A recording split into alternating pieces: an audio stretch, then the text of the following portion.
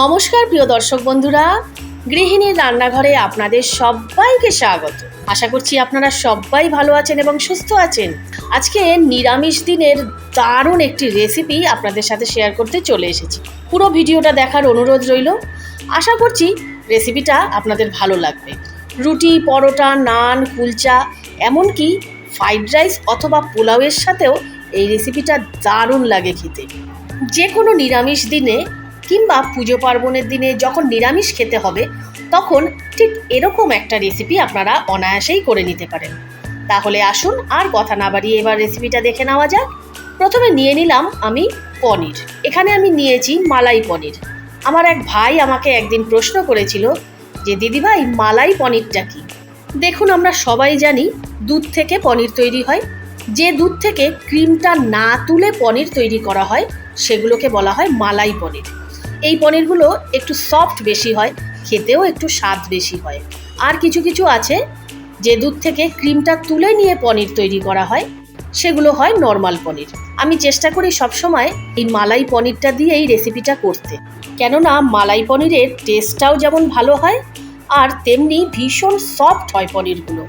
তো যাই হোক, দেখুন আপনাদের সাথে কথা বলতে বলতে আমি ক্যাপসিকামটাও এরকম চৌকো চৌকো করে কেটে নিলাম। আর পনিরটা তো আমি আগেই কেটে নিয়েছি চৌকো চৌকো পিস করে। দেখুন ক্যাপসিকামটা কাটা হয়ে গেছে। আমি এখানে বড় সাইজেরই মোটামুটি একটা ক্যাপসিকাম নিয়েছিলাম। ক্যাপসিকাম আর পনির দুটোই কিন্তু আমি চৌকো চৌকো পিস করে কেটে নিয়েছি। এই যে, এবার করে নেব কিছু মশলা। এখানে নিয়েছি 1 টেবিল স্পুন চারমগজ, 1 টেবিল স্পুন পোস্ত আর 7 থেকে 8টা কাজু। আর এখানে নিয়েছি বড় সাইজের একটা টমেটো, ঝালের জন্য 4টে কাঁচা লঙ্কা আর 1 ইঞ্চি মতো আদা। দুটোই আমি আলাদা আলাদা করে পেস্ট করে দিয়েছি। গ্যাসের ফ্লেমটা জ্বালিয়ে দিলাম। এবার কড়াইতে দিয়ে দিলাম রিফাইন অয়েল। তেলের মধ্যে দিয়ে দিলাম সামান্য একটু লবণ। এবার আমি পনিরগুলো হালকা করে ভেজে নেব। পনিরগুলো কিন্তু আমি বেশি ভাজবো না, ভীষণ হালকা করে হালকা হাতে একটু নেড়ে চেড়ে ভেজে তুলে নেব। দেখুন পনিরগুলো কিন্তু খুব হালকা হাতে একটু নাড়াচাড়া করতে হবে। আমার পনিরগুলো ভাজা হয়ে গেছে। আমি আগেই বলেছি পনিরগুলো কিন্তু আমি বেশি ভাজবো না, খুব হালকা জাস্ট একটু তেলে দিয়ে নাড়াচাড়া করেছি। দেখুন, দেখেই বুঝতে পারছেন পনিরগুলো। এবার ওই যে অল্প একটু তেল আছে এর মধ্যেই আমি ক্যাপসিকামগুলো দিয়ে দিলাম। সামান্য একটু লবণ দিলাম যাতে ক্যাপসিকামগুলো তাড়াতাড়ি নরম হয়ে যায়, মজে আসে যেন তাড়াতাড়ি। দেখুন একটু পর ক্যাপসিকামটাও মজে এসছে, হালকা ভাজা হয়েছে। এটা আমি তুলে নিলাম। এবার ক্যাপসিকাম আর পনিরটা আলাদা জায়গায় সরিয়ে রেখে দিলাম। ওই কড়াইতেই দিয়ে দিলাম আরও কিছুটা তেল। এবার ফোড়নে দিলাম 2টো দারচিনি স্টিক আর 2টো এলাচ। এলাচ দুটো আমি একটু থেতো করে নিয়েছি। ফোড়নটা একটু নাড়াচাড়া করে নিচ্ছি। এবার দিয়ে দিচ্ছি টমেটো, লঙ্কা আর আদার যে পেস্ট তৈরি করেছিলাম সেই পেস্টটা। এবার এই মশলাটা তেলে একটু নাড়াচাড়া করে নিতে হবে। আমি 5 মিনিটের জন্য কড়াইটা ঢেকে দিয়েছিলাম। দেখুন কড়াই ঢাকাটা খুলে দিয়েছি, তেল বেরিয়ে এসছে, মানে এই মশলাটা ভালোভাবে কষানো হয়ে গেছে। এবার এর মধ্যে আমি দেব কাজু, চারমগজ আর পোস্তর যে পেস্ট তৈরি করে রেখেছিলাম সেই পেস্টটা। এই পেস্টটা দিয়ে দিলাম। এবার এর মধ্যে দিলাম সামান্য একটু জল। এবার এই পেস্টটা ভালোভাবে কষিয়ে নিতে হবে। এখানে আমি দিয়ে দিলাম পরিমাণ মতো লবণ আর দিচ্ছি সামান্য একটু চিনি। 1/3 টিস্পুন মতন চিনি দিয়েছি। যেহেতু নিরামিষ পদ একটু চিনিটা দিতে হয়, তাহলে টেস্টের ব্যালেন্সটা ভালো হয়, সেই জন্য দিয়ে দিলাম সামান্য একটু চিনি। এবার আমি কড়াইটা আবারও মিনিট 5-7 জন্য ঢেকে রাখবো। 5-7 মিনিট পর কড়াইয়ের ঢাকাটা খুলে দিয়েছি। দেখুন ওপর থেকে কেমন তেল ভেসে এসছে। এবার আমি মশলাটা আবার একটু ভালোভাবে নেড়ে চেড়ে দিয়ে নিচ্ছি।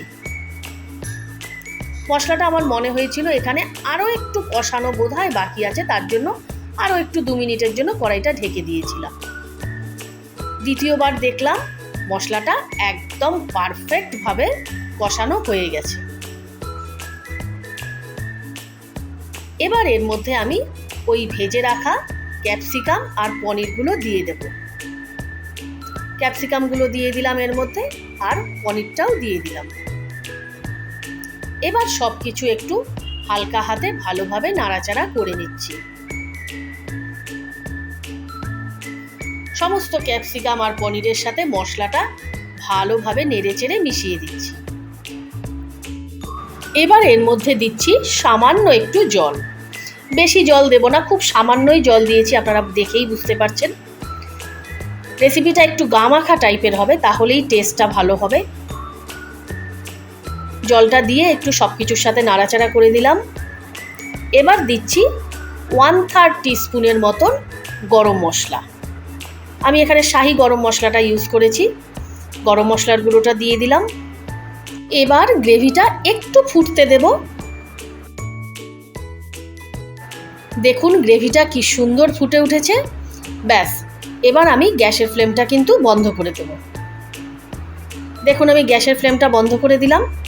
এবার আমি দেব 1/2 চামচ মতো ঘি। সবার লাস্টে এই রেসিপিটা, যেহেতু নিরামিষ রেসিপি, সবার লাস্টে ঘিটা দিলে এই রেসিপিটার টেস্টটা আরও ভালো হয়, দারুণ লাগে খেতে। তো তৈরি হয়ে গেল আমাদের আজকের দারুণ একটি রেসিপি, নিরামিষ দিনের ক্যাপসি পনির। রুটি, পরোটা, নান, কুলচা, ফ্রাইড রাইস কিংবা পোলাও, যে কোনো কিছুর সাথেই এই রেসিপিটা কিন্তু দারুণ লাগবে। 5 মিনিট ঢাকা দিয়ে স্ট্যান্ডিং টাইমে রেখে নামিয়ে নিলাম আমাদের আজকের দারুণ একটি রেসিপি, যেটা নিরামিষ দিনে কিংবা পুজো আচ্চার দিনে আপনারা অনায়াসেই করে খেতে পারেন। আজকের এই রেসিপিটা আপনাদের কেমন লাগলো অবশ্যই কমেন্টে জানাবেন। যদি ভালো লেগে থাকে লাইক শেয়ার করে আমার পাশে থাকবেন এবং প্লিজ চ্যানেলটি সাবস্ক্রাইব করে দেবেন। আমি কিন্তু সব সময় আপনাদের কমেন্টের আশায় থাকি। আজ তাহলে এ পর্যন্তই। এরপর আবারও অন্য কোনো একটি রেসিপি নিয়ে আপনাদের সামনে হাজির হব। Thank you.